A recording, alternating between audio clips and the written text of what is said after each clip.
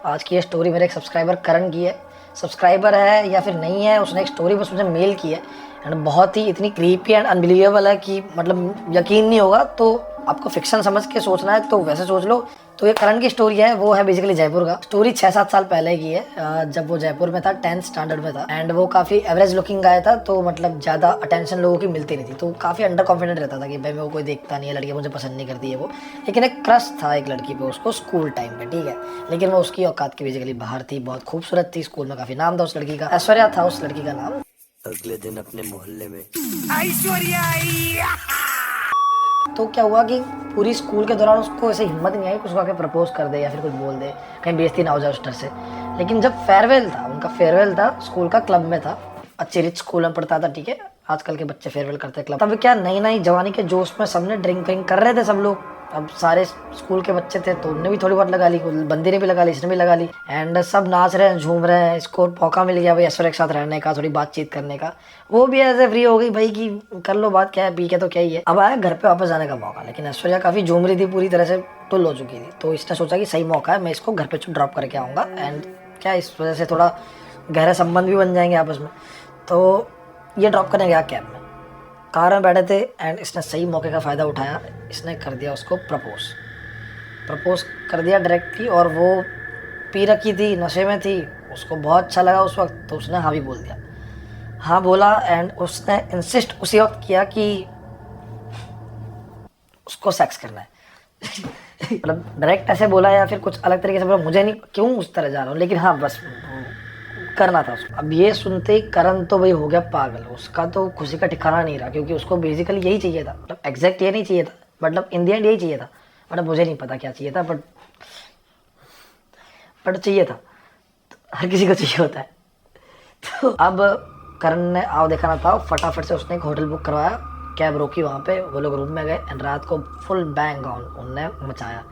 कैसे बोल रहा हूँ यार, एंड टीनेज में थे, 17-18 साल के थे, तो कर भी लिया मतलब। तो अब जब अगला दिन हुआ स्कूल का, करण सुबह सुबह जल्दी आ गया, उसको एकदम एक्साइटमेंट, सब दोस्तों को बताया कि कल ये हुआ, बहुत एक्साइटेड है वो। और वो प्यार में पड़ गया था एक रात में, लौंडे होते हैं ऐसे। तो प्यार में पड़ गया, उसने बोला कि भाई जब वो आएगी उसको एक सरप्राइज दूंगा। बहुत सरप्राइज प्लान किया वो, जब भी स्कूल आएगी सारी क्लास को बता दिया और सब लोग एक्साइटेड थे, वो आएगी, वो कुछ सरप्राइज देगा, प्रपोज वापस करेगा। तो जब उसके दोस्त, पूरी क्लास वेट कर रही थी एंड जब वो एंटर हुई, इतने गुस्से में आई, आते ही सीधा करण को खींच के एक थप्पड़ लगाया और जोर से चिल्लाने लग गई कि तूने मेरा फ़ायदा उठाया, रात को दारू पी ली, तुम्हें ज़बरदस्ती ले गया, मेरे साथ ज़बरदस्ती की है, तुम्हें वो गर्लफ्रेंड बनाएगा, तेरी शक्ल भी देखी है तूने, ये वो बेचारा करण तो कुछ बोले उससे पहले तो उसको इतना जलील कर दिया पूरी क्लास के बीच में। अब क्लास में से न्यूज़ वायरल होने समय क्या लगता है, पूरे स्कूल में फैल गई ये बात और करण की हुई बदनामी बहुत भयंकर वाली। हर कोई उसका मजाक उड़ा रहा था, हर कोई। कई दिनों तक वो स्कूल भी नहीं गया और 1-2 महीने तक स्कूल ना जाने के बाद में उसने थोड़ा इधर उधर हाथ पैर मारा कि कैसे डिप्रेशन से निकल सकता है। तो करण ने बेसिकली काफ़ी जगह पे गया, एस्ट्रोलॉजर के पास में, यहाँ वहाँ, एंड थोड़ा बहुत सेटल हुआ कुछ कुछ करके, दोस्तों के साथ रहा। दोस्त उसके अच्छे थे तो थोड़ा बकचोदी वगैरह कर लेता था स्कूल जाके एंड डिप्रेशन में भले ही था वो, लेकिन दोस्तों के साथ ज़्यादा था तब वो थोड़ा सा खुल जाता था, क्योंकि थोड़ा बकचोद तो था वो, ठीक है। अब स्कूल में थोड़ा बहुत बुली होना तो वो तो जायज़ था ही, बट उसने उस पर ओवरकम करना धीरे धीरे सीख लिया था।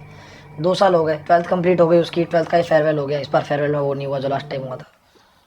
गुड फॉर करण। अब क्या हुआ, 12th के बाद में सारे दोस्त पहले वापस से उसके, माँ कसम मच्छरों का भाई सैलाब आया, जाना कहाँ से ऊपर से उड़, भाई रैकेट लेके आ, मलेरिया हो जाएगा। और 12th हो गई कंप्लीट, करण और उसके दोस्त पहले बाहर ऐसे घूमने फिरने गए कि भाई अब 12th कंप्लीट हो गई, कोई कहीं जाएगा, कोई कॉलेज में जाएगा, कोई कुछ करेगा। तो सब बैठे बकचोदी कर रहे थे एंड अब करण के दोस्त करण के मजे लेने लग गए कि भाई तेरी तो बंदी भी नहीं बन रही है, वो इतना टाइम पूरा स्कूल निकल गया, सबकी बंदी थी, उसकी थी नहीं, सब चिढ़ा रहे थे। अब करते दोस्तों में तो मजाक में एक दोस्त ने बोला कि तेरे से तो कोई पटेगी नहीं, तू कर्ण पिशाच नहीं पटा ले। अब पता नहीं उसको ऐसा क्या हुआ, वो वर्ड उसको बड़ा फैसिनेटिंग लगा या क्या, तो उसके दिमाग में वो क्लिक हो गया। अब क्लिक हो गया तो उसने ना, तब तो कुछ नहीं करा रिएक्ट, वो हंस दिए, सब लोग मजे ले रहे हैं, हो गया। घर पे आके रैंडमली ऐसे रिसर्च किया, कर्ण पिशाच नहीं होता क्या, गूगल किया, यूट्यूब किया, ढूंढा वगैरह। तो थोड़ी बहुत इन्फॉर्मेशन उसने गैदर की कि भाई ये होता क्या एक्चुअली। फिर उसने क्या किया कि भाई अब उसको इंटरेस्ट जब आया इस चीज़ में कि भाई क्यों ना इससे ही वो चीज़ पाई जाए जो मुझे लड़कियों से नहीं मिल रही है। अब कर्ण पिशाचनी बेसिकली होता क्या, मैं आपको थोड़ा सा कॉन्टेक्स्ट दे दूँ यहाँ पे। कर्ण पिशाचनी की साधना करनी होती है, ठीक है। साधना करने के बाद में एक लेडी जो आपकी इमेजिनेशन में जो सबसे ब्यूटीफुल लेडी है वो आती है आपके पास एंड आपको वो देती है जो भी आपको चाहिए, लाइक एनीथिंग। एनीथिंग का मतलब एनीथिंग, ठीक है, लेकिन उसकी साधना करनी होती है, बहुत टफ होती है जो, ठीक है। एंड लेकिन अब वो कैसे आती है, किस तरह से क्या यूज़ होता है उसका, वो सब अभी करण को जानना बाकी था। तो उसने बड़ा रिसर्च किया, उसको पता चला कि पुष्कर घाट पे कुछ अघोरी है, ठीक है, जो बहुत जाने माने अघोरी है। तो वहाँ पे वो जाके इन चीज़ों की साधना कैसे करते हैं, कैसे इसके बारे में थोड़ी नॉलेज बेसिकली गैदर कर सकता है। तो उसने घर पे बहाना बनाया कि कोटा वो शिफ्ट होने वाला था पढ़ाई के लिए कॉलेज की, ठीक है। कोटा आपको पता ही है पढ़ाई के लिए बड़ा फेमस है। उससे पहले उसने बोला कि भाई मेरे को पुष्कर जाना है घूमने के लिए, थोड़ा माइंड फ्रेश करना है। उसके मम्मी पापा ने बोला कि भाई ठीक है जाओ, कोई बात नहीं, घूम लेगा बच्चा। फाइनेंशियली थोड़े बहुत ओके भी थे तो उनको भेज दिया, ठीक है। अब वो गया, जाते ही थोड़े दिन रहा, 1-2 दिन पुष्कर घाटिया अघोरियों से मिला, तालमेल बनाया, बातचीत करना स्टार्ट किया, उनसे पूछताछ की भाई कैसे हुआ, कुछ चाहिए ये वो, थोड़ी बहुत अच्छी बनाई उनके साथ बेसिकली। 2-3 दिन रुका तो अघोरियों के साथ उसका तालमेल अच्छा बैठ गया, उनकी हेल्प भी करने लग गया। वो कुछ कभी चाहिए कभी कुछ चाहिए तो वो ले आता था बेसिकली। तो अब क्या हुआ, बात में वो निकालने लग गया चीज़ें अघोरियों से कि ये क्या होता है, ये क्या होता है, इस चीज़ का कैसे यूज़ हो सकता है। अलग अलग चीज़ों के बारे में पूछ रहा है कि काला जादू जैसा क्या होता है, वो कैसे होता है, किसी के ऊपर कैसे कर सकता है। बात में उसने बात निकाली कि कर्ण पिशाचनी क्या होता है, मैंने बड़ा सुना है। तो अघोरी जो थे उनने बताया कि भाई ऐसा ऐसा होता है, एक लेडी ऐसे होती है जो आपकी इमेजिनेशन में होती है वो रियल में आ जाती है, ये इस तरह साधनाएं होती है, टफ साधनाएं होती है बहुत ज़्यादा। एंड इतना इजीली अचीव नहीं कर सकता हर कोई, बट बताया, मतलब ऊपर ऊपर से कॉन्टेक्स्ट दिया कि ये चीज़ें होती है कर्ण पिशाचनी बेसिकली। एंड आपकी लस्ट बेसिकली मेनली पूरी करती है वो। तो उसको लगा भाई यही तो चाहिए, इसलिए तो आए, this is why I am here. Karna ने सोचा कि भाई मेरे तो नाम से ही मैच करती है कर्ण पिशाचनी, लेट्स डू इट। तो बेसिकली उसने क्या किया, 5-6 दिन का उसका टूर था पे पुष्कर में, वहाँ पे रुका, सब कुछ जाना, थोड़ा जितना जान सकता था जाना, बट अब इवेंचुअली उसको घर पे तो वापस आना ही था। एंड 5-6 दिन में वो इतनी नॉलेज तो नहीं गैदर कर सकता, एकदम पूछ नहीं सकता, वो खुद थोड़ी अघोरी बन जाएगा। अघोरी से पूछ के कि भाई क्या कैसे करना है, कैसे अभी क्या भी ले आऊँगा कर्ण पिशाचनी, नहीं, ऑब्वियसली जितनी नॉलेज ले पाया ले ली उसने। तो जाने से पहले उसने क्या किया कि अघोरियों जहाँ पर रहते थे वहीं पे वो मोस्ट ऑफ अपना टाइम स्पेंड करता था। उनकी बुक थी, पर्टिकुलर कर्ण पिशाचनी की बुक थी, वो उसने चुरा ली।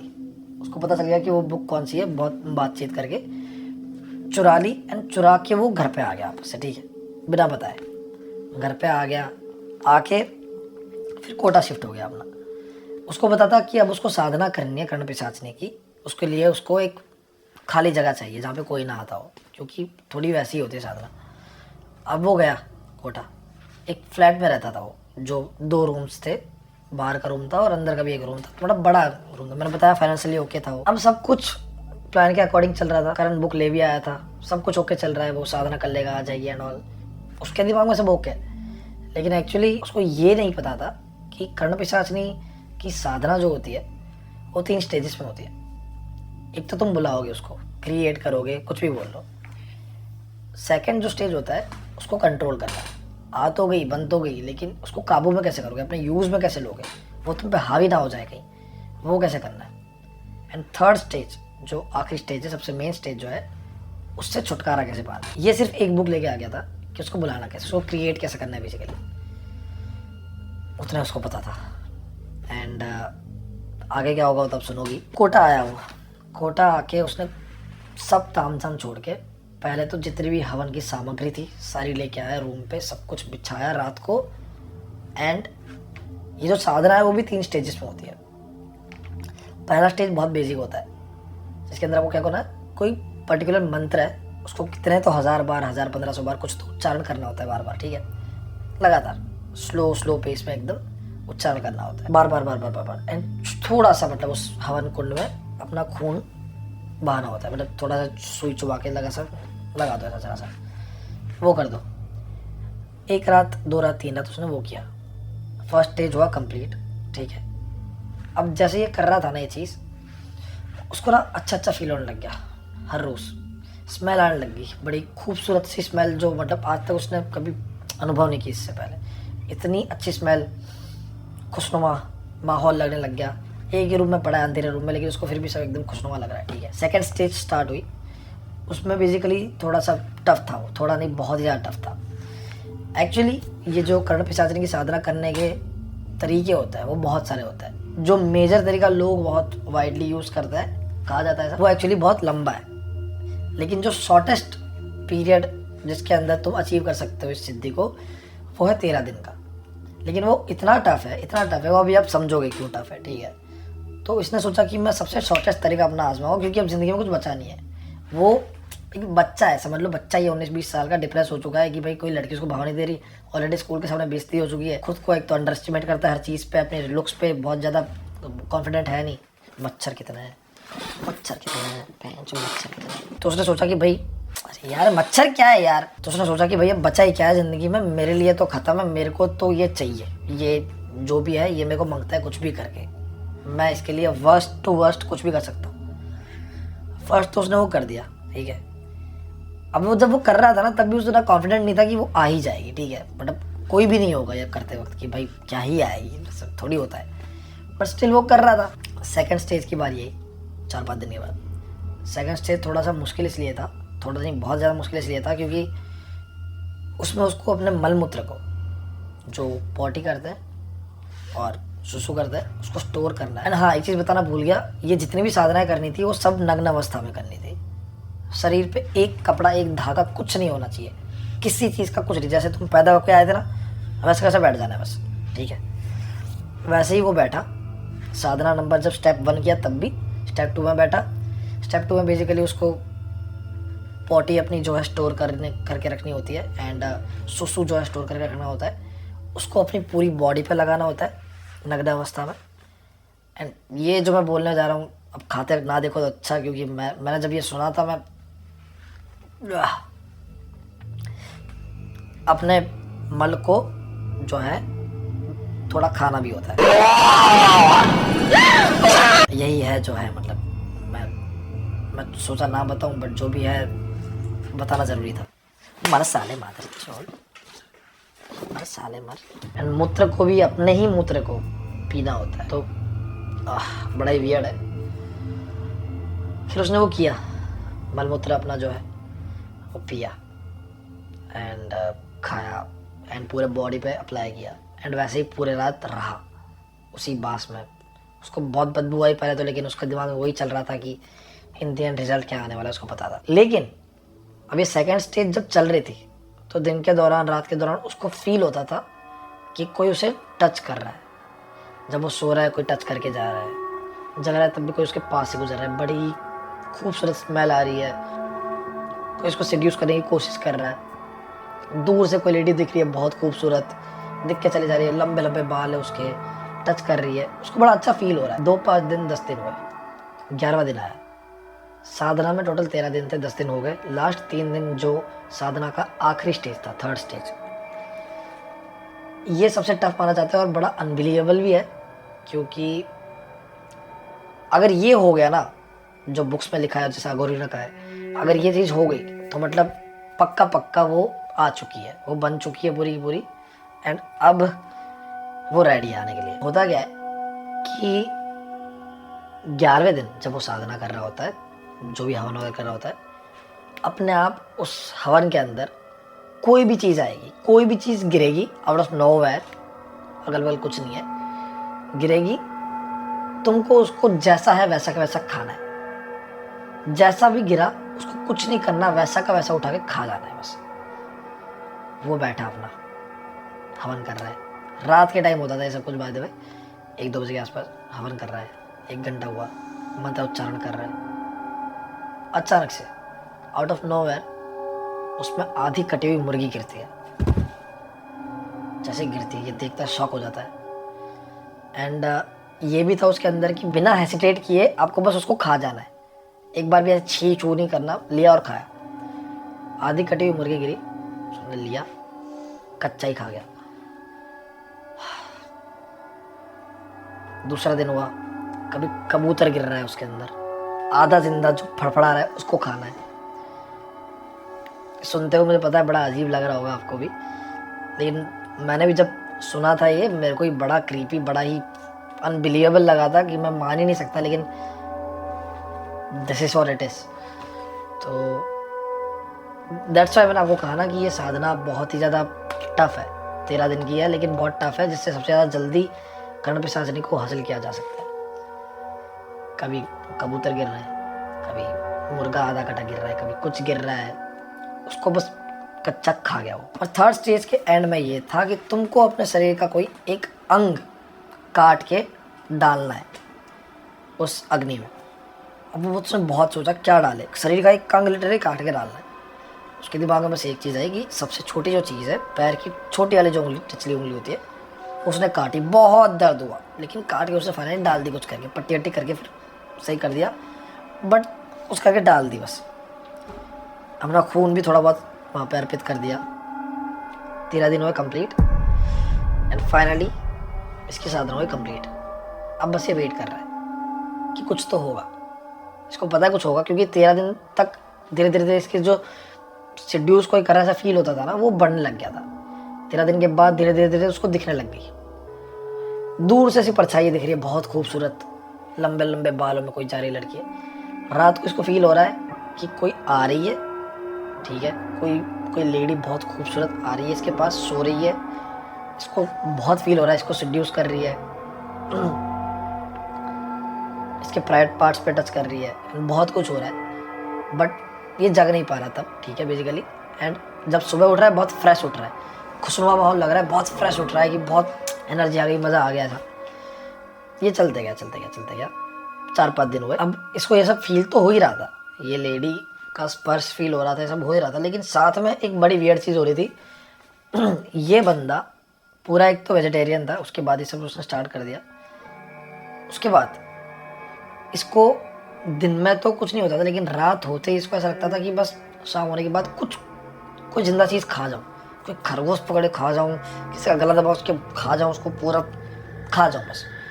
उसको ना बस खून का प्यासा हो जाता था, लिटरली हो जाता है कि भाई उसने घर के गली के बाहर जो कुत्ता होता है उसको पकड़ घर ले आया था, उसको काट के खाता था। वो घर पे पड़ा था, उसको हर रोज़ थोड़ा थोड़ा काट के रात को खाता था। दिन में उसको उबके आते थे उससे, दिन में उल्टियाँ करता था, उसको बिल्कुल ही पसंद था, लेकिन रात को उसको मन होता था कि बस वो ये सब चीज़ें खा ले, पूरा खून वून लगा दे, पूरा गंदा हो जाए, मतलब ऐसा फील होता था, एकदम खून का प्यासा बन गया था। दारू पीता था, मीट खाता था, पूरा बिगड़ गया था। अब क्या हुआ कि 4-5 दिन और गए साधना के बाद में, धीरे धीरे उसको फिगर से अब पूरी लड़की दिखने लग गई। बहुत खूबसूरत लड़की, बहुत ज़्यादा खूबसूरत लड़की, इतनी खूबसूरत लड़की उसने अपनी ज़िंदगी में नहीं देखी। जैसी उसकी इमेजिनेशन में थी, डिट्टो वही बन के आई थी वो लड़की। वो रात को आई उसकी आंखों के सामने। फर्स्ट टाइम ऐसा हो रहा था इस बार कि वो उसको देख पा रहा है। वो आई जब उसने याद किया,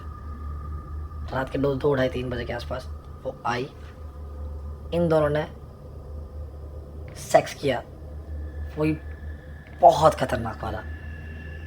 ये लड़का अपने लाइफ का बेस्ट मोमेंट जी रहा था, इसको लगा कि भाई इससे ऊपर कुछ है ही नहीं अब, मतलब they had basically intercourse and दिन हुआ, वो गई, गायब हो गई, ये पड़ा रहा नंगा का नंगा।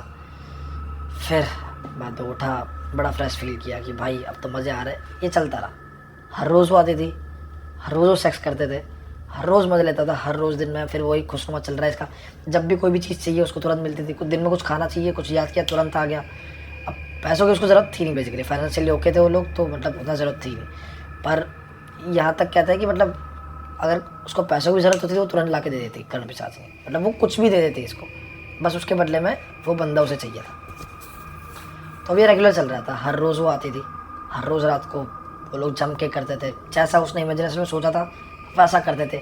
वो लड़की बहुत अथा खूबसूरत थी, बहुत खूबसूरत, जैसे उसको चाहिए थी, और वो प्रॉपर वही सब करता था जो उसने सोचा था। पर कई बार ना ऐसा होता था कि वो करते करते इतना वाइल्ड हो जाता था कि वो जो लेडी थी कर्ण पिशाचिनी बेसिकली, वो बहुत वाइल्ड हो जाती थी, बहुत मतलब नखून मार दिए, इधर से थोड़ा बहुत होता है ना बेसिकली, आपको पता ही है, वाइल्ड नखून मार दिए, बहुत ज़्यादा एग्रेसिव हो गई, कभी यहाँ पे बाइट कर लिया, थोड़ा सा खून निकल गया, थोड़ा सा पीछे पीठ गुजर दी पूरी। पर करण को लगा कि भाई सब ठीक ही है, मतलब होता होगा, ऐसा ही होता होगा, क्योंकि वो तो फर्स्ट टाइम जो भी कर रहा था इसके साथ ही कर रहा था। हाँ मतलब पहले किया था ऐश्वर्या के साथ में, बट तब 10th में था तो क्या ही पता चलता है। तो इसको लगा कि भाई ठीक है, वाइल्ड सेक्स का नाम भी सुना है तो ऐसा ही होता होगा, क्या पता, खून वून तो निकलता ही है। तो ये चीज़ कूल लगती थी उसको, तो करते गए। वो धीरे धीरे और वाइल्ड होती गई, वो धीरे धीरे और वाइल्ड होती गई, धीरे धीरे और प्रोग होती गई, और ज़्यादा वाइल्ड तरीके से पूरा पीठ छील रही है। सुबह उठ रहा है तो यहाँ पे नखूनों के निशान हो रखे हैं, लेकिन बेसिकली उसको मज़ा ज़्यादा आता था, तो मज़े के चक्कर में वो सब इग्नोर करता था। और कोई भी करेगा ऐसे टंडप, जो तुमको चाहिए वो मिल जाए। तो फिर क्या हुआ, काफ़ी टाइम हो गया, उसके बाद कम से कम मान लो उसके भी 1-1.5 महीने बाद अचानक से उसके घर पे दस्तक हुई। उसके घर में बेसिकली कोई आता नहीं था, अचानक से कोई आ गया तो मतलब बड़ा स्ट्रेंज था। दिन में ही आता है तो खोलता है, सामने उसकी बहन खड़ी होती है, बड़ी बहन। अब एक्चुअल क्या होता है, उसकी बहन का ससुराल वहीं पे होता है, कोटा में ही, तो वो मिलने आई होती है इससे। बड़े गुस्से में आती है, अंदर बोलते तू कर क्या रहा है। तो ये बड़ा डर जाता है, इसको लगता है कि मेरी पोल खुल गई लग रहा है। तो ये बोलता है कि क्या क्या कर रहा हूँ, कुछ नहीं कर रहा मैं। उसकी बहन बोलती है कि तू कॉलेज क्यों नहीं जा रहा। बेसिकली होता यह है कि उसके पापा जो है उनने कॉल किया होता है कॉलेज में, फीस के रिलेटेड कुछ बात करने के लिए, कोई भी कर देगा। तो कॉलेज के प्रोफेसर जो होते हैं वो बोलते हैं कि भाई ये बंदा तो कॉलेज ही नहीं आ रहा, फीस किसकी दोगे। तो उन्होंने बोला है कॉलेज नहीं आ रहा, 2 महीने हो गए भेजे यहाँ से। तो उसने बोला भाई नहीं आ रहा तो नहीं आ रहा, अब क्या करें। तो इसलिए उसकी बहन को उसके पापा ने भेजा कि देख क्या वो कर क्या रहा है। तो अब ये पकड़ा गया बेसिकली, अब करे क्या। उसकी बहन ने बहुत गुस्से में पूछा तू कर क्या रहा है, सच बता क्यों नहीं जा रहा कॉलेज। वो इसको और कुछ सूझा नहीं, उसने वो स्टोरी चिपका दी जो 10th स्टैंडर्ड में उसके साथ हुई थी। वो लड़की ने रिजेक्ट किया था, डिप्रेशन में चला गया। तो इसने बोला कि मैं कॉलेज गया था फर्स्ट डे एंड एक लड़की पसंद आई थी एंड 2-3 दिन बाद उसको प्रपोज किया, उसने सबके बीच में बेइज्जती कर दी एंड ऑल स्टोरी क्रिएट कर दी। एंड बोला कि मैं डिप्रेशन में हूँ अभी, सब मेरा मजाक उड़ाता है, मैं बहुत अंडर कॉन्फिडेंट हूँ, ये वो। तो बहुत इमोशनल कर दिया अपनी बहन को। और बहन लोग, बड़ी बहन होती है, बहुत इमोशनल जल्दी हो जाती है कि अरे यार मेरा भाई को ऐसा बोल दिया। तो सिंपैथी दी बेसिकली उनकी बहन ने कि भाई अरे कोई बात नहीं, तू इतनी चिंता मत कर, मम्मी से बात कर लूँगी, पापा से बात कर लूँगी, तू टेंशन मत ले, इतना डिप्रेस मत हो, लड़कियाँ तो आती जाती रहती है, ये वो बहुत समझाया, बड़ी बहनें जो सब करती है यूजुअली। तो बिठाया उसको, बोला कि तू ये टेंशन मत लिया कर फालतू चीज़ों की, तो कॉलेज जा आराम से, जब तेरे को ठीक लगे तब जा, पढ़ाई पे ध्यान दे, ये सब छोड़ दे ये वो। एंड सही से बेसिकली उसको पैम्पर किया। उसकी बहन ने उसको बोला कि तू एक काम कर, जल्दी से जाके तेल लेके आ, तेरी मैं ना मालिश कर देती हूँ, तेरा वैसे ही बहुत सर दर्द हो रहा होगा ये सब करके, तो मैं तेरी मालिश कर दूँगी। तो मालिश की उनने बढ़िया 1-2 घंटे, बढ़िया दोनों भाई बहनों ने हंसी खुशी रहे वहीं पे। रात को उसकी बहन बेसिकली वहीं पे सो गई। उन्होंने बोला कि सुबह चल जाऊँगी वापस से, लेकिन उस दिन ध्यान रखने के लिए कि भाई को कुछ हो ना जाए, डिप्रेशन में कुछ कर ना ले, वहीं पे सो गई। और अच्छे से बात किया उनने, भाई बहन ने अच्छा टाइम स्पेंड किया। दिन में फिर वो सही से चली गई अपने घर पे। गई, ये उठा बाद में दोपहर के आसपास, उठ के डायरेक्ट हो गया ब्रश वगैरह करने बाथरूम में अपने। बाथरूम में जाके ब्रश वश उठाई, कांच के सामने देखा, आईने में जैसे उसने देखा वो शॉक हो गया, क्योंकि उसके बाल ही नहीं थे, वो पूरा का पूरा टकला था। जैसे ही ये देखा उसने, अगले सेकंड उसको एक ही चीज़ ख्याल आया कि ये कॉमन चीज़ तो नहीं है। अचानक से तुम रात को सो के सुबह उठे तुम्हारे बाल गायब हो गया तो हो नहीं सकता, ज़रूर कोई एंटिटी है, कुछ शक्ति है जो ये सब कर रही है। और शक्ति कौन सी है, एक ही शक्ति है जो अभी उसके आसपास है। जैसे उसने ये सोचा ये शक्ति ने किया है, क्यों किया है, उसका तुरंत दिमाग खनका। उसने सोचा कि अगर ये कर्ण पिशाच नहीं कर रही है, क्योंकि उसकी बहन ने उसको तेल लगाया था तो उसके बाल उड़ा दिए, तो उसकी बहन को भी कुछ हो सकता है। वो फटाफट से भागता है, फोन उठाता है अपना और दीदी को कॉल करता है। जैसे दीदी को कॉल करता है, 2 रिंग बाद ही सामने कोई कॉल उठाता है, उसके जीजू कॉल उठाते हैं बेसिकली। और रो रहे होते हैं बहुत जोर जोर से। पूछता है क्या हुआ जीजू, क्यों रो रहे हो। बोलते हैं कि पता नहीं क्या हो गया, तेरी दीदी ने क्या किया। वो आई थी घर पे, किचन में थे हम लोग, मैं उसके साथ ही खड़ा था, गैस चालू थी, दूध हटाया उसने और गैस के ऊपर दोनों हाथ रख दिए अपने, और दोनों अपने हाथ जला दिए। उसके जीजू ने बहुत ट्राई किया उसको हटाने का, लेकिन वो 2 हाथ वहाँ जैसे कुछ टिक चिपका दिया हो ना, वैसे चिपक गए थे। जब तक वो पूरे जल नहीं गए तब तक वो हाथ हटे नहीं वहाँ से। और फिर हटाक से और फिर धड़ाम से उसको धक्का लगा, पीछे जाके वो गिरी। दोनों हाथ पूरे जल रखे थे। उसके जीजू ने उनको उठा के फटाफट से हॉस्पिटल में एडमिट करवाया एंड अभी वो करंटली हॉस्पिटल में थे। वो फटाफट से बिना फ्रेश हुए भागा हॉस्पिटल। वहाँ पे जाके उसकी दीदी को देखा तो वो पड़ी हुई थी, उसके हाथ पूरी तरह जले हुए, हाल चाल पूछने गया। होश में नहीं थी उतना सही से तो बात नहीं कर पाए। एंड वो वापस आया, एंड बड़ा दिमाग उसका डिस्टर्ब चल रहा था कि क्या हो रहा है ये मेरे साथ। ठीक है, अब वो घर पे आ गया, रात हुई 1-1:30 बजे, करण पिशाच नहीं आई। अब इसका इतना मन नहीं था क्योंकि ऑलरेडी फैमिली में इतना कुछ चल रहा है, बट स्टिल वो आई एंड इसको करना पड़ा। एंड उसने इतना खतरनाक किया